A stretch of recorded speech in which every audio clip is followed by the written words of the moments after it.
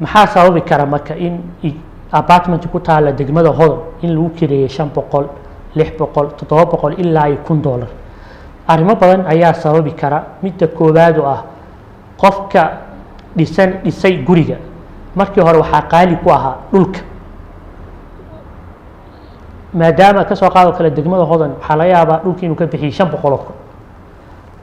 haddana qarashkii uu ku dhisay construction materialki ayadana waa qaali qalabka dhismaha ayadana waa qaali labaas arrin iyo midda saddexaad oo ah dadka raba inay ku noolaadaan guryo inay helaan dadka rabo iyo guryaha yaal isma leeko marka dalabka ayaa badan marka saddexdaas qodob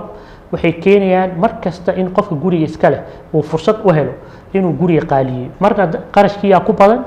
marna dadka guryaha raadinaya ayaa badan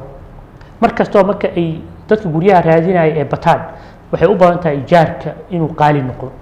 sababtoo ah guryaha iyo dadka iskuma filno dadka wax raadinaya marka saddexdaas arrin sabab u ah inta ugu badan runaantiina waa run oo markii loo fiiriyo wadamada dariska ah ijaarkeena uu ka qaalisan yahay